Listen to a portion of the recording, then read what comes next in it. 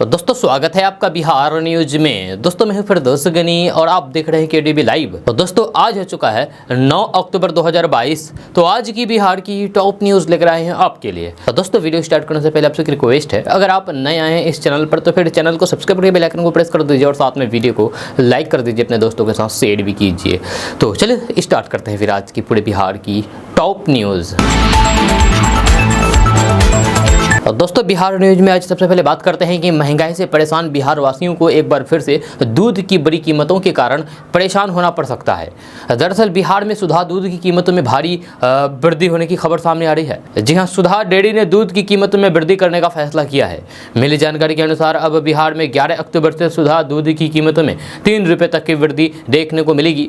जब Patna dairy project ने सुधा दूध के अलग अलग वैरायटी की रेट लिस्ट भी जारी कर दी है। इस लिस्ट के अनुसार सुधा दूध गोल्ड के 1000 ml का पैकेट अब 56 रुपये की जगह 59 रुपये का आएगा, जब वहीं सुधा गोल्ड के 500 ml का पैकेट अब 28 रुपये की जगह 30 रुपये में मिलेगा। इसी तरीके से अन्य पैकेटों की कीमतों में वृद्धि की गई है। आपको बता दूं कि दूध की कीमतों के बढ़ने से अब बिहार के लोगों पर महंगाई का अतिरिक्त बोझ सहना पड़ेगा। सुधा दूध के बाद अन्य ब्रांड भी अपनी दूध की कीमतों में वृद्धि कर सकते हैं।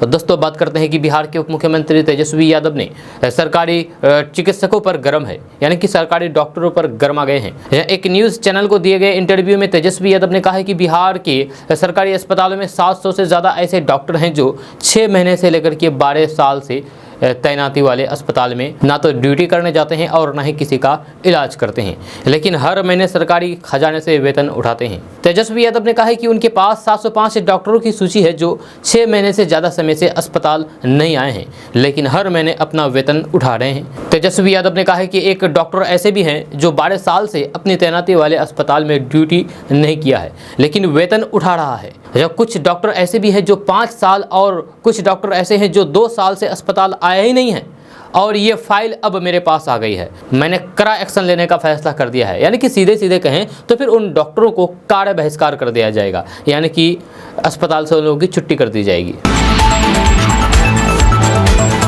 दोस्तों बात करते हैं कि तेल कंपनियों ने बिहार में पेट्रोल और डीजल के दाम में इजाफा किया है। जब पटना, पूर्णिया, आरा, सासाराम, हाजीपुर, बेतिया समेत कई शहरों में आज पेट्रोल डीजल महंगा हो गया है। गया जिला समेत कुछ जिलों में तेल की कीमतें स्थिर है, वहीं भागलपुर, मुजफ्फरपुर में पेट्रोल डीजल के रेट में हल्की गिरावट दर्ज की गई है। राजधानी पटना में आज पेट्रोल के रेट में 30 पैसे और डीजल में 28 पैसे प्रति लीटर की इजाफा हुआ है। पूर्णिया में पेट्रोल 60 पैसे और डीजल 56 पैसे प्रति लीटर की दर से महंगा हुआ है। इसके अलावा आरा, दरभंगा, मोतिहारी, गोपालगंज, जहानाबाद, कटिहार, किशनगंज, लखीसराय, बिहार शरीफ, सासाराम, सहरसा, सिवान, सीतामढ़ी, सुपौल, हाजीपुर और बेतिया में भी तेल की कीमतें बढ़ गई है। गया, अरवल, औरंगाबाद और बेगूसराय में आज पेट्रोल और डीजल की रेट में कोई बदलाव नहीं हुआ है। भागलपुर में पेट्रोल के दाम में 40 पैसे और डीजल में 37 पैसे प्रति लीटर की गिरावट आई है। मुजफ्फरपुर में पेट्रोल 4 पैसे और डीजल 5 पैसे प्रति लीटर की दर से सस्ता हुआ है। इसके अलावा बक्सर, मधेपुरा, मुंगेर, मधुबनी, खगड़िया, समस्तीपुर, शिवहर और छपरा में भी तेल के दाम में कमी आई है। दोस्तों बात करते हैं कि आम जनता के लिए बड़ी खबर सामने आ रही है। अगर आप भी गैस सिलेंडर का इस्तेमाल करते हैं तो फिर जान लें कि आप एक साल में कितने सिलेंडर ले सकते हैं।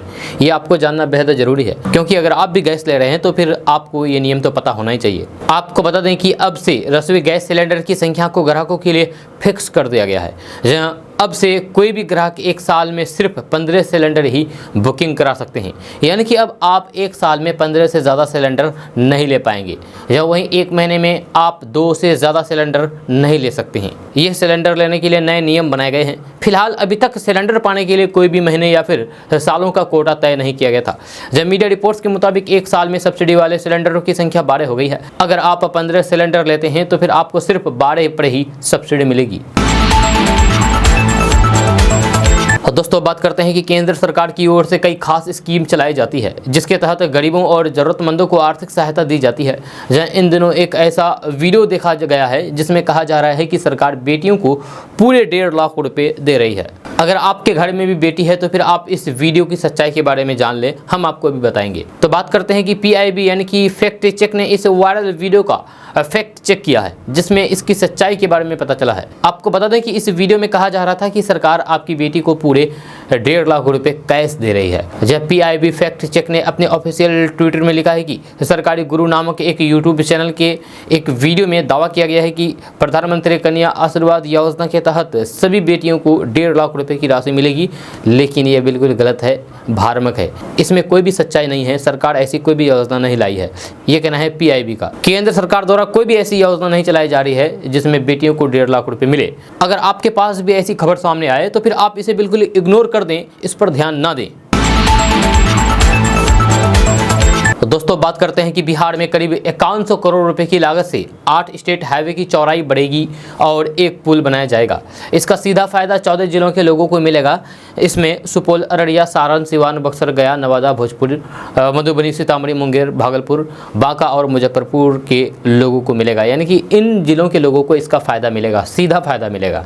इसके लिए केंद्रीय सड़क परिवहन एवं राजमार्ग मंत्रालय की स्क्रीनिंग कमेटी ने Bihar state road development corporation limited को अपनी मंजूरी दे दी है। अब एशियन डेवलपमेंट बैंक की मदद से BSRDL ऋण लेकर के सभी स्टेट हाईवे का निर्माण नए साल की शुरुआत में शुरू कर सकेगा। साथ ही इन सड़कों का निर्माण 2025 तक पूरा होने की संभावना है।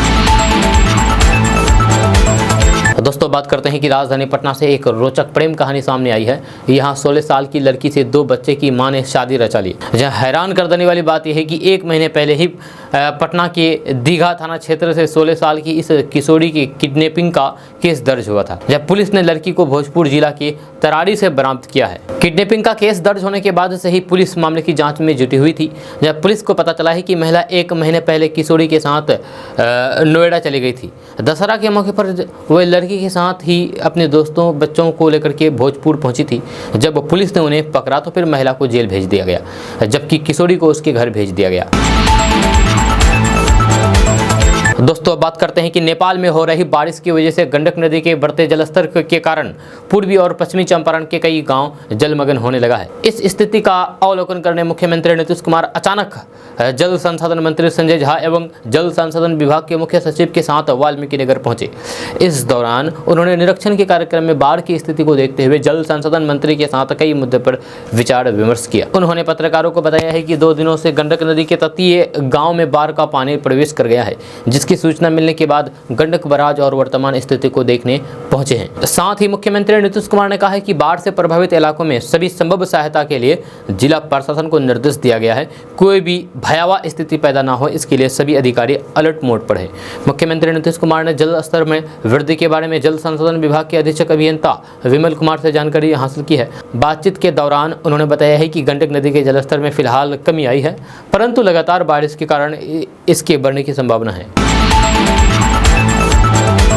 तो दोस्तों बात करते हैं कि बिहार के जहानाबाद जिले से एक अजीबोगरीब मामला सामने आया है, जहां एक प्रेमी जोड़े को रंगरलियां मनाते हुए पकड़ा गया है। पकड़े जाने के बाद ग्रामीणों ने जो किया उसका अंदाजा ना तो प्रेमी को था और न ही प्रेमिका को था। मामला जहानाबाद जिला के हुलासगंज प्रखंड के सुकियावा गांव का है। यह प्रेमी गया जिले के मानपुर गाँव का रहने वाला है, जो अपनी प्रेमी से चोरी छुप के मिल रहा था। इसी दौरान गाँव के लोगों ने उन्हें देख लिया, लेकिन ग्रामीणों ने न तो उनकी पिटाई की और न ही उन्हें परेशान किया, बल्कि हिंदू रीति रिवाज से दोनों की शादी करा दी। ग्रामीणों ने बताया है कि यह पहली बार नहीं है जब दोनों छिप करके मिल रहे थे। यह पहले भी कई बार इनकी मुलाकात हो चुकी है। ग्रामीणों ने उन्हें पहले भी कई बार एक साथ देख लिया था। जब गुरुवार को लड़का गांव पहुंचा और शुक्रवार को दोनों मिल रहे थे, इसी दौरान ग्रामीणों ने उन्हें पकड़ लिया और दोनों की शादी करा दी। दोस्तों बात करते हैं कि बिहार के मध्य स्कूलों में शारीरिक शिक्षकों की भर्ती की कवायद अगले माह शुरू होने जा रही है। बिहार के स्कूलों में 6000 से अधिक पद खाली हैं। पहले चरण की शारीरिक शिक्षकों की नियुक्ति प्रक्रिया में 2000 से कम ही पद भरे जा सके थे।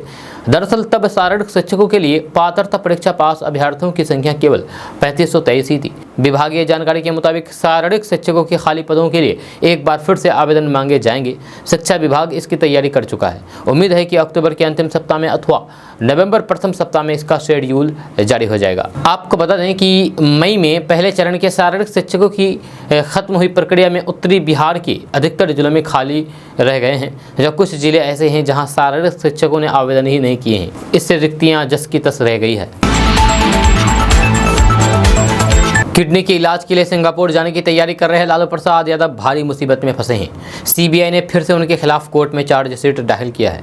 लालू प्रसाद यादव ही नहीं बल्कि राबड़ी देवी, उनकी बेटी मीसा भारती और हेमा समेत कुल 14 लोगों के खिलाफ सीबीआई ने चार्जशीट दाखिल किया है। सीबीआई ने लालू प्रसाद यादव पर रेल मंत्री रहते हुए नौकरी देने के नाम पर लोगों से जमीन लिखवाने का आरोप लगाया है। आपको बता दें कि सीबीआई ने आरोप लगाया है कि लालू प्रसाद यादव ने रेल मंत्री रहते हुए रेवड़ी की तरह सरकारी नौकरी बांटी, बदले में कई लोगों से अपने परिजनों के नाम पर संपत्ति लिखवा ली। सीबीआई के मुताबिक रेलवे भर्ती घोटाला साल 2004 से 2009 के बीच के समय का है। आरोपों के मुताबिक लालू प्रसाद यादव जब रेल मंत्री थे तो रेलवे में नौकरी देने के बदले जमीन और प्लॉट लिए गए थे। इस मामले में सीबीआई ने लालू प्रसाद यादव, राबड़ी देवी, मीसा भारती और हेमा यादव समेत अन्य 14 लोगों के खिलाफ एफआईआर दर्ज की थी। इसी साल मई में एक साथ 17 ठिकानों पर छापेमारी की गई थी। सीबीआई का आरोप है कि रेलवे में ग्रुप डी में नौकरी के बदले पटना के कई प्रमुख स्थानों पर लालू प्रसाद यादव के परिवार वालों के नाम पर जमीन लिखवाई गई है। सीबीआई ने अपने चार्जशीट में कहा है कि लालू प्रसाद यादव रेल मंत्री रहते हुए नौकरी बांटने के लिए पूरा रैकेट चला रहे थे। इस घोटाले में जमीन के साथ साथ कैश की भी डीलिंग की गई। अगर कोई नौकरी के लिए जमीन नहीं दे सकता था तो फिर उससे 7 लाख रुपए कैश लिए गए। अगर कोई परिवार से 2 लोगों को नौकरी चाहिए होती थी तो फिर उसे या तो जमीन के 2 प्लॉट या फिर 14 लाख रुपए कैश देने होते थे। सीबीआई के मुताबिक नौकरी बांटने के लिए तत्कालीन रेल मंत्री लालू प्रसाद यादव के घर पर पूरा एक ऑफिस काम करता था, जहां ऐसे ट्रेंड लोग चलाते थे जो नौकरी के लिए जमीन या फिर पैसे देते थे। उन्हें सर्टिफिकेट से लेकर के दूसरे कागजात तैयार करने में पूरी मदद की जाती थी। जब फर्जी सर्टिफिकेट के आधार पर भी कई लोगों को नौकरी दी गई है। सीबीआई को ऐसे कई फर्जी कागजात मिले हैं। दोस्तों, बात करते हैं कि बिहार में निकाय चुनाव रद्द होने पर आरसीपी सिंह ने नीतीश सरकार को जिम्मेदार ठहराया है। जदयू के पूर्व राष्ट्रीय अध्यक्ष आरसीपी सिंह ने शुक्रवार को कहा कि निकाय चुनाव रद्द होने पर नीतीश सरकार को जवाब देना पड़ेगा। साल 2007, 12 और 17 में यही स्थिति थी। 2022 अचानक से ऐसी स्थिति क्या आई, इसका जवाब सरकार को देना होगा। इस स्थिति की जिम्मेदारी सिर्फ राज्य सरकार है। उस समय भी कोर्ट में केस किया गया था। सुप्रीम कोर्ट का आदेश है कि आरक्षण के लिए आपको ये करना था, लेकिन नीतीश सरकार ने नहीं किया। उन्होंने कहा है कि उम्मीदवारों का कितना खर्च हुआ है उसका जिम्मेदार कौन लेगा। ये सरकार की पूरी तरीके से विफलता है। जहां तक पिछड़ा अति पिछड़ा आरक्षण की बात है तो अति पिछड़ा आरक्षण दिया गया था। 2007 में बीजेपी जदयू साथ में एनडीए की सरकार थी। ऐसे में क्यों इस बात के लिए एक दूसरे पर आरोप लगा रहे हैं? ये गलती हुई है। जहां इस चूक को सुधारने की ज़रूरत है। जितनी गंभीरता से इसको लेना चाहिए था, सरकार उतनी गंभीरता से इसे नहीं ले रही है। बिना वजह सिर्फ बात को डाइवर्ट कर रही है। उन्होंने कहा है कि सरकार को जो भी करना है उस पर तुरंत एक्शन लेना चाहिए। दोस्तों, बात करते हैं कि बिहार के सरकारी अस्पतालों के डॉक्टर एक दिन के ओपीडी बहिष्कार के बाद काम पर लौट आए हैं। उनकी मांग है कि डॉक्टरों के काम के घंटे निर्धारित किए जाएं, उनकी सुरक्षा और आवास की व्यवस्था की जाए। सरकार अगर उनकी मांगों पर सहानुभूतिपूर्वक विचार नहीं करती है तो फिर वे 9 अक्टूबर को संघ की प्रस्तावित कार्य समिति की बैठक में आगे की रणनीति पर विचार करेगा। भाषा महासचिव डॉक्टर रंजीत कुमार ने बताया है कि संघ की कोशिश है कि सरकारी डॉक्टरों की मांगों का समाधान निकालने के लिए स्वास्थ्य मंत्री और सरकार से बातचीत हो। उन्होंने बताया है कि डॉक्टरों और फिर अन्य मानव बल की कमी के कारण अस्पतालों पर मरीजों का दबाव अधिक है। अस्पतालों में 2-3 चिकित्सक ओपीडी, इमरजेंसी सहित रात्रिकालीन ड्यूटी भी कर रहे हैं। भाषा महासचिव ने बताया है कि सबसे खराब स्थिति उनके आवास और सुरक्षा को लेकर है। जब महिला चिकित्सकों को तो ग्रामीण क्षेत्र में ड्यूटी करने में सुरक्षा को लेकर की और समस्या है। इसके अलावा कनीय अधिकारियों द्वारा बायोमेट्रिक से उपस्थिति सुनिश्चित कराने के लिए चिकित्सकों को अपमानित किया जाता है। इसका रास्ता सरकार को निकालना होगा। दोस्तों, बात करते हैं कि बिहार के उप मुख्यमंत्री तेजस्वी प्रसाद यादव ने शुक्रवार को कहा कि देश में अघोषित इमरजेंसी लागू है। इस दौर में अगर जेपी होते तो फिर उन्हें ये अच्छा नहीं लगता। सामाजिक धार्मिक तनाव उत्पन्न किया जा रहा है, इस पर चिंता करने की जरूरत है। तेजस्वी यादव ने कहा है कि बीते 75 साल के अंदर पहली बार रुपया इतना कमजोर हुआ है। वहीं बिहार की सरकार लाखों युवाओं को नौकरी देने में केंद्रित है। ये देश के अन्य राज्यों के लिए मॉडल होगा। तेजस्वी यादव ने कहा है कि मुख्यमंत्री नीतीश कुमार के नेतृत्व में बिहार आगे बढ़ रहा है। इस शासन में अपराध, भ्रष्टाचार और सांप्रदायिकता की कोई जगह नहीं है। दोस्तों, राष्ट्रपिता महात्मा गांधी का स्वराज का सपना अब गांव में फलीभूत हो रहा है। एक तरफ ग्राम प्रधान आम सभा में योजनाओं को पारित करा करके पंचायतों के उत्थान के लिए कार्य कर रहे हैं, तो वहीं न्यायपालिका की पहली इकाई ग्राम कचहरी भी अपना कार्य और दायित्व निभा रही है।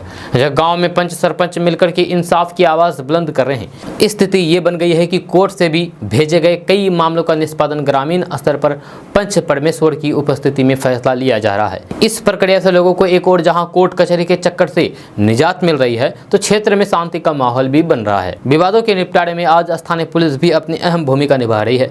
कुल मिलाकर की बात की जाए तो फिर लोगों को ग्रामीण स्तर पर ग्राम कचहरी में त्वरित गति से न्याय मिल पा रहा है। दोस्तों, बात करते हैं कि भारत के करोड़ों किसानों की दीपावली इस बार काफ़ी अच्छी रहने वाली है।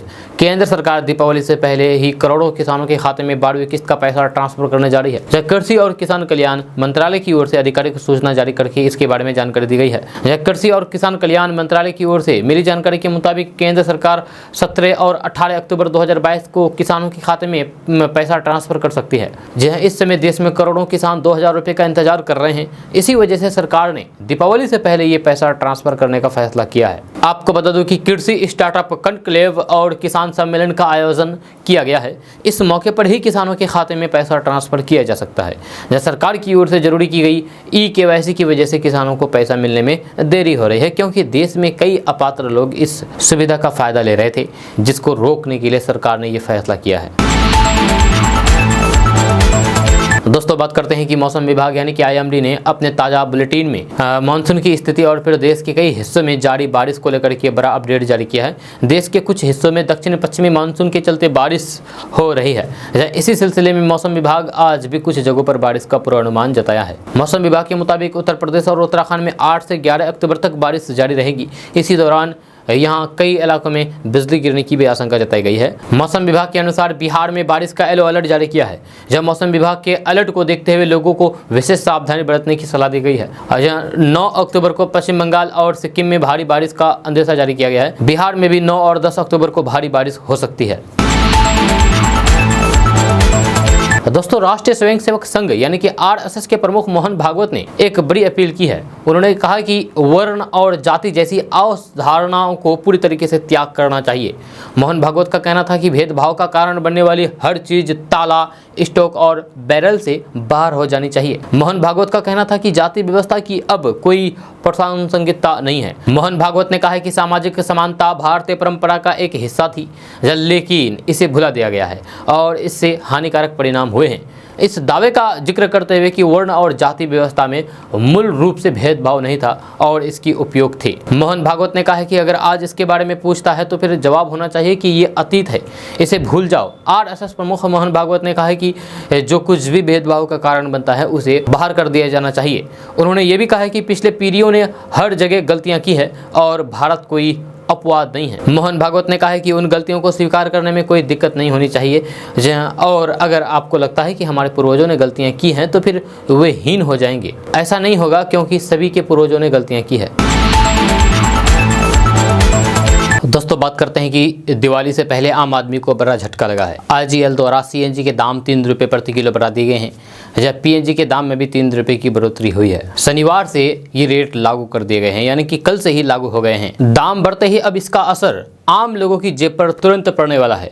ओला उबर जैसी सर्विस भी ज़्यादातर चार्ज करेगी। वहीं जो लोग रोज़ ऑटो से सफ़र करते हैं उन्हें भी अपनी जेब ढीली करनी पड़ेगी। वहीं क्योंकि ट्रांसपोर्ट का कास्ट बढ़ेगा, ऐसे में फल सब्जी के दाम में भी उछाल देखने को मिलेगा, यानी कि महंगाई हर तरफ बढ़ेगी और दिवाली तक कोई राहत नहीं। दोस्तों, बात करते हैं कि कांग्रेस पार्टी के भारत जोड़ो यात्रा के 1 महीने पूरे हो चुके हैं। 7 सितंबर को कन्याकुमारी से शुरू हुई ये यात्रा अपने 31वें दिन में पहुंच गई है। जी हाँ, शनिवार को कांग्रेस नेता राहुल गांधी ने कर्नाटक के तुमकुरू के माया सांद्रा से यात्रा की शुरुआत की।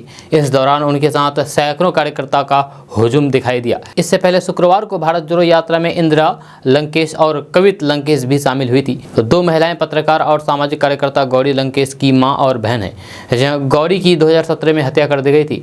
7 सितंबर को कन्याकुमारी से शुरू की गई ये यात्रा कई राज्यों से होते हुए कश्मीर तक की दूरी तय करेगी। यह पार्टी ने राहुल समेत 119 नेताओं को भारत यात्री नाम दिया है।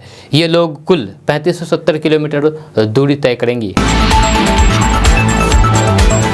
दोस्तों बात करते हैं कि कांग्रेस के महासचिव जयराम रमेश ने कहा है कि भारत जोड़ो यात्रा में कोई नए राहुल गांधी दिखाई नहीं दे रहे हैं, बल्कि यही असली राहुल है और आज देश को ऐसे ही एक नेता की ज़रूरत है जो अपने आप को सर्वज्ञानी, सर्वव्यापी और सर्वशक्तिमान नहीं समझे तथा जनता की बात को सुने। उन्होंने ये टिप्पणी उस वक्त की है जब इस यात्रा के दौरान बारिश में भीगते हुए भाषण देने, अपनी मां सोनिया गांधी की जूते का फीता बांधने और आम लोगों से सहजता से मिलने को लेकर के राहुल गांधी की इन दिनों चर्चा और सराहनीय हो रही है। जयराम रमेश के साथ बातचीत में ये भी कहा गया है कि प्रधानमंत्री नरेंद्र मोदी और भारतीय जनता पार्टी को पराजित करने के लिए कांग्रेस का मजबूत होना जरूरी है। उन्होंने राहुल गांधी की यात्रा से संबंधित तस्वीरें भी वायरल होने और फिर उनकी तारीफ होने से जुड़े सवाल पर कहा है कि लोग कहते हैं कि नए राहुल गांधी दिखाई दे रहे हैं। मैं समझता हूं कि कोई नए राहुल गांधी नहीं दिखाई दे रहे हैं, यही असली राहुल गांधी है।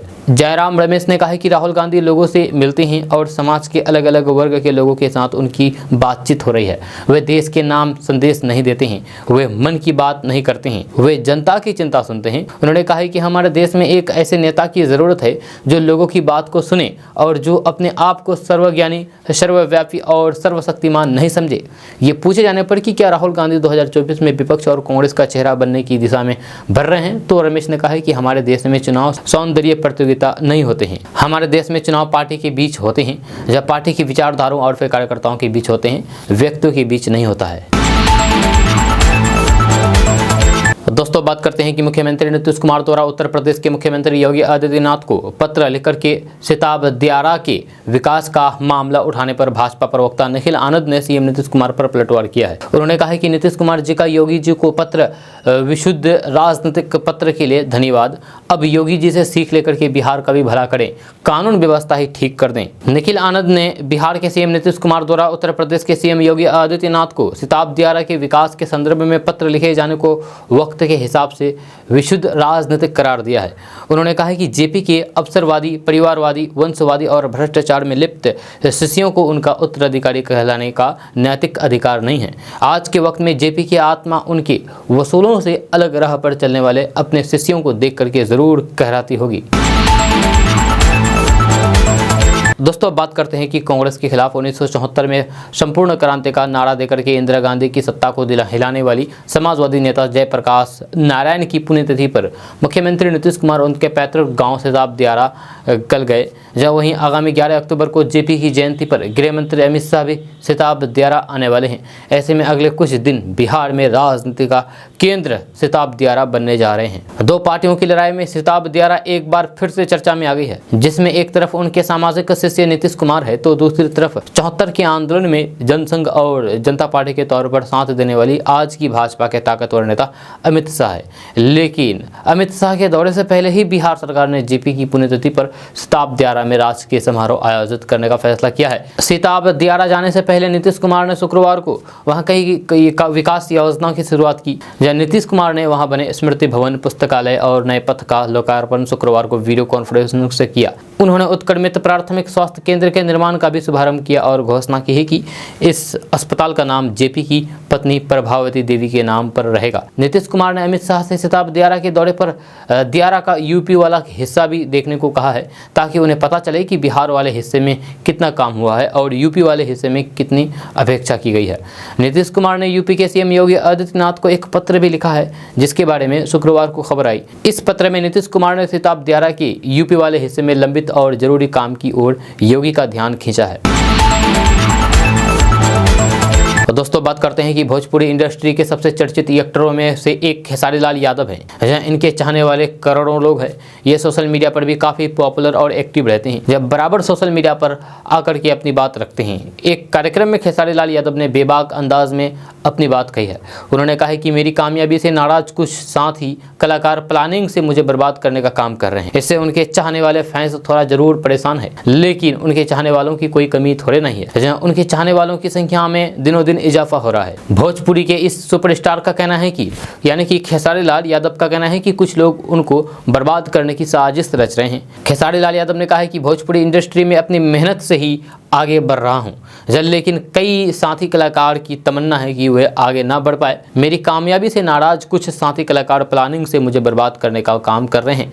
मेरा उन सभी साथी से अनुरोध है कि अगर किसी को बर्बाद ही करना है तो फिर अपनी ऊर्जा और अपनी मेहनत से बर्बाद करें। भोजपुरी इंडस्ट्री में अगर किसी के अंदर ताकत है तो फिर मेरे साथ डांस करके देखें, गाना गा करके देखें और मेरे से जीत कर दिखें। जब कुछ लोगों को करने नहीं आता है और खेसारी कैसे कर पा रहा है उससे उन्हें परेशानी है। जब भोजपुरी इंडस्ट्री के साथी कलाकार से एक बार फिर कहना चाहता हूं कि मेरा किसी के साथ दुश्मनी नहीं है। प्यार से हर चीज़ संभव है। यह सब कुछ अच्छा हो सकता है, बस ज़रूरी है कि सब साथी मिलकर के काम करें। यह कहना है खेसारी लाल यादव का। दोस्तों बात करते हैं कि बिहार के बेगूसराय में अपराधियों ने बड़ी घटना को अंजाम दिया है। बेखौफ अपराधियों ने शुक्रवार की देर शाम एक ग्रामीण चिकित्सक यानी कि डॉक्टर की गोली मार करके जान ले ली है। इस हत्या के बाद इलाके में हरकंप मच गया है। हत्या की यह घटना मटिहानी थाना क्षेत्र की जिला पूर्णवास गांव की है। मृतक ग्रामीण डॉक्टर की पहचान सीमा गांव के रहने वाले रमाकांत सिंह के पुत्र डॉक्टर क्रांति कुमार के रूप में की गई है। बताया जाता है कि डॉक्टर क्रांति कुमार अपने क्लिनिक पर थे, तभी 2 बाइक पर 5 अपराधियों ने निजी क्लिनिक पर पहुंच करके ताबड़तोड़ फायरिंग शुरू कर दी। जब तक लोग कुछ समझ पाते तब तक अपराधियों ने उसे गोली मार दी। गोली चलने और फिर ताबड़तोड़ फायरिंग की आवाज़ सुनकर के लोग इधर उधर भागने लगे। इस दौरान अपराधियों की एक गोली डॉक्टर के सीने में लगी। जब गोली लगते ही ग्रामीण चिकित्सक यानी कि डॉक्टर वहीं पर बेहोश होकर के गिर पड़ा और अपराधी हथियार लहराते हुए मौके से फरार हो गए। वहां पर मौजूद ग्रामीणों ने आनंद फानने में उस जगह से उठ करके इलाज के लिए बेगूसराय सदर अस्पताल भेजा, जहां डॉक्टरों ने उन्हें मृत घोषित कर दिया। दोस्तों बात करते हैं कि बिहार में 3 बच्चों की मां ने पति की डांट से नाराज होकर के खुदकुशी कर ली। मामला बिहार के मुजफ्फरपुर जिला से जुड़ा हुआ है, जहां की सकरा थाना क्षेत्र की मिछोलिया पंचायत में ये घटना हुई है। पुलिस ने विवाहिता महिला का पंखे से लटकता शव बरामद किया है। जब मामले को लेकर के कहा जा रहा है कि महिला ने प्रेम प्रसंग में सुसाइड किया है। मृतक महिला शादीशुदा है और 3 बच्चों की मां भी है। घटना के बाद परिवार वाले और बच्चों में कोहराम मच गया है। मृतका की पहचान सकरा थाना क्षेत्र के मिछरोलिया पंचायत के चक्रावे मनिहानी निवासी बिंदेश्वर शाह की पत्नी नीतू देवी के रूप में हुई है। आपको बता दूं कि महिला की शादी सकरा थाना क्षेत्र के चक्रावे मनियारी निवासी बिंदेश्वर से 12 साल पहले हुई थी। दोनों पति पत्नी के 3 बच्चे भी हैं, लेकिन इसके बावजूद भी महिला को गांव के ही एक युवक पंकज कुमार से प्यार हो गया। प्रेम प्रसंग की इस घटना के भनक महिला के पति को लगी। उसने इस प्रकरण का विरोध किया और पत्नी को डांट फटकार भी लगाई। इसी कारण महिला ने अपनी जीवन लीला समाप्त कर ली। यह घटना की जानकारी देते हुए महिला की बेटी ने बताया है कि उसकी मां पड़ोस के रहने वाले पंकज से घंटों तक मोबाइल पर बात करती थी। इस बात को लेकर के उसके पिता और मां में अक्सर बहस होती थी, जिसके बाद उसकी मां ने सुसाइड कर ली।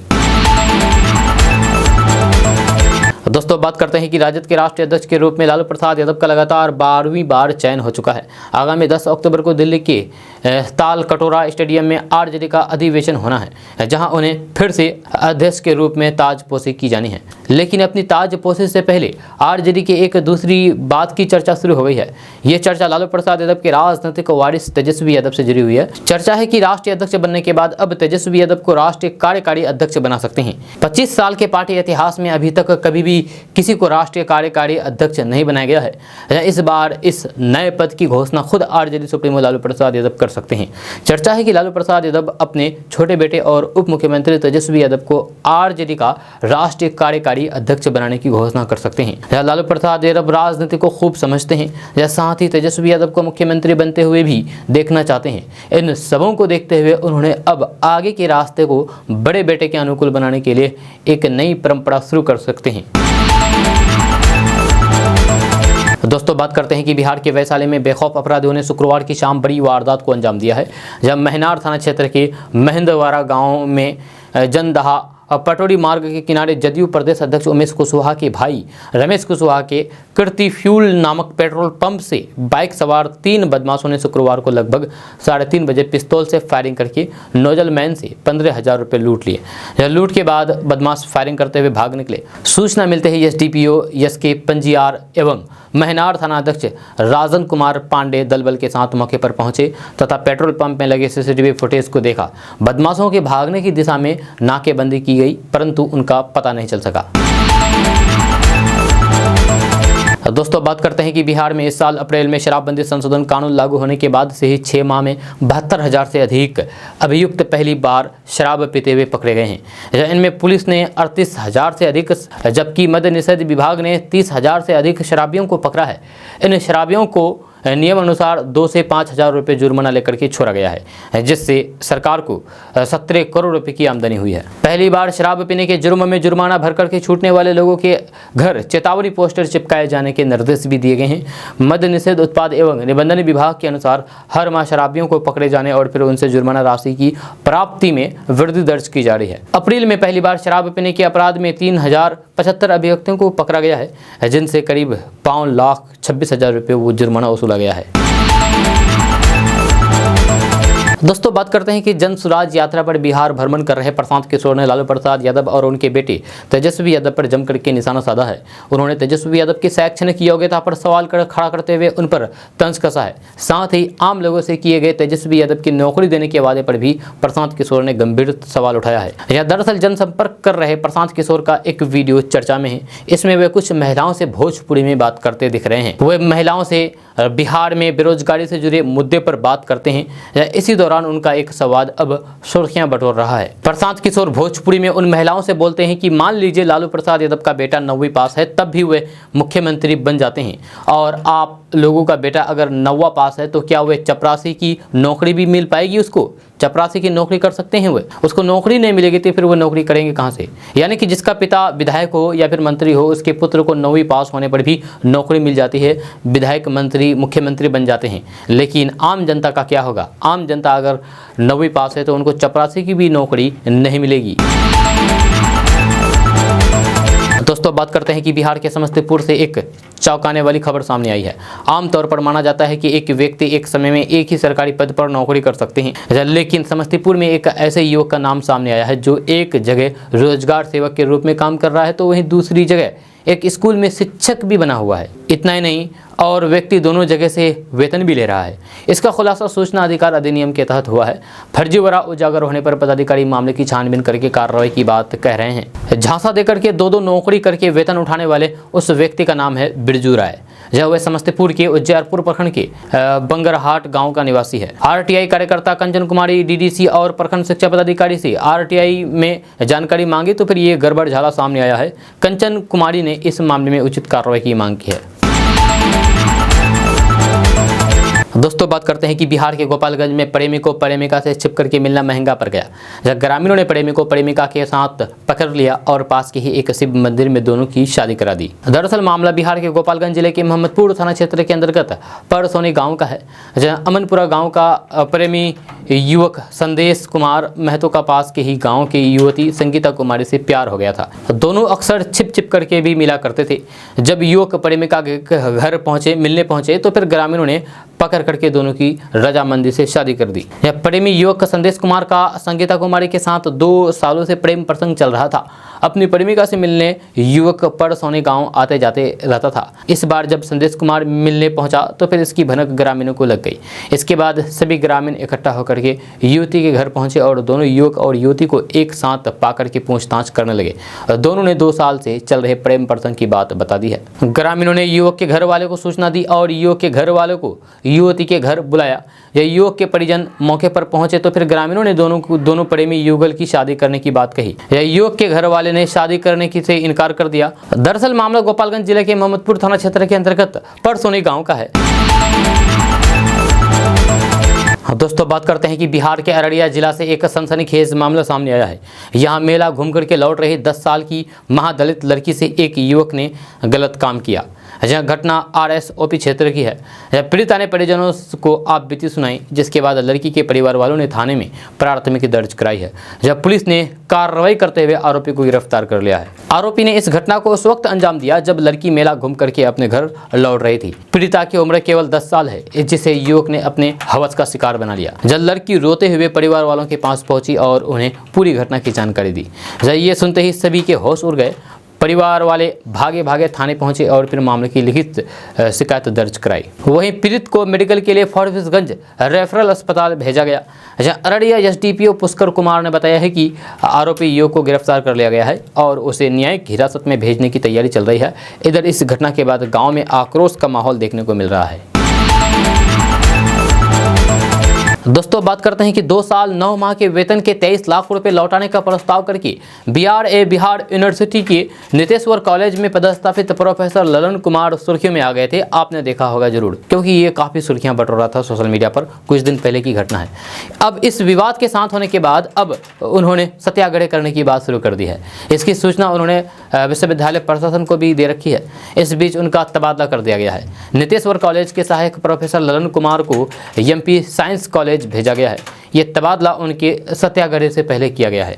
बिहार विश्वविद्यालय के कुलपति प्रोफेसर रामकृष्ण ठाकुर ने इस संबंध में आदेश जारी कर दिया है। आपको बता दें कि प्रोफेसर ललन कुमार ने 13 सितंबर को बिहार विश्वविद्यालय के कुलपति सचिव को ईमेल किया था।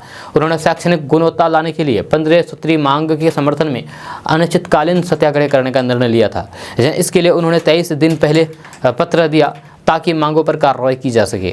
उन्होंने कहा था कि मुजफ्फरपुर एवं उसके अंगीभूत महाविद्यालय के शैक्षणिक एवं प्रशासनिक वातावरण में आवश्यक सुधार की जरूरत है। इस दिशा में कोई आगे नहीं आ रहा है, इसीलिए सशक्त कदम उठाना पड़ सकता है।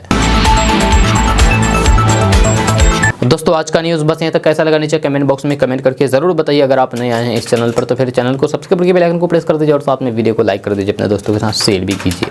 तो मिलते हैं फिर नेक्स्ट वीडियो के साथ, तब तक के लिए जय हिंद जय बिहार।